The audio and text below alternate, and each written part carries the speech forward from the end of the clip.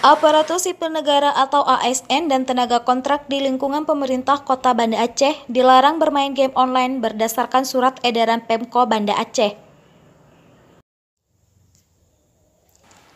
Surat tersebut ditandatangani langsung oleh Sekretaris Daerah Kota Banda Aceh dan resmi dikeluarkan pada 29 Desember 2020 ditujukan kepada seluruh ASN dan tenaga kerja kontrak di lingkungan Pemko Banda Aceh. Kemudian surat edaran juga diperkuat dengan fatwa ulama Aceh yang khawatir terganggu kinerja ASN dan lainnya akibat game online. Kepala Badan Kepegawaian dan Pengembangan Sumber Daya Manusia Kota Banda Aceh, Ari Maulana Kafka mengatakan, dalam surat edaran Pemko Banda Aceh meminta Kepala Organisasi Perangkat Daerah atau ODP untuk memantau ASN agar disiplin dan mematuhi peraturan yang ditetapkan.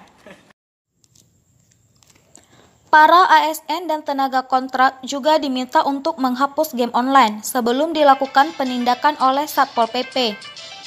Bagi yang melanggar, Pemko Banda Aceh akan menindak tegas dan memberikan sanksi. ASN itu terdiri dari PNS dan non-PNS, jadi kita harapkan tidak bermain game online, diharapkan pembinaan dari semua kepala dinas, semua kepala kantor untuk pertama mengecek dulu, memperingatkan seluruh ASN untuk tidak bermain game online apabila sudah menginstal, harap menginstalnya dulu.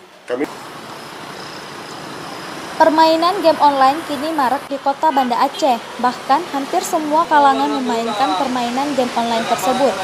Pemko Banda Aceh khawatir jika ASN dan tenaga kontrak lalai dengan game online sehingga berdampak pada pelayanan masyarakat yang tidak baik. Diketahui game yang paling populer dimainkan yaitu game PUBG. Kemudian Domino Slot yang memiliki sejumlah game skater seperti Fafa, Dragon, dan lainnya. Untuk bisa memainkan game tersebut, harus ada modal dengan cara membeli chip atau koin eman yang dijual hingga 80.000 1 bilion. Dari Banda Aceh, Tim Liputan melaporkan.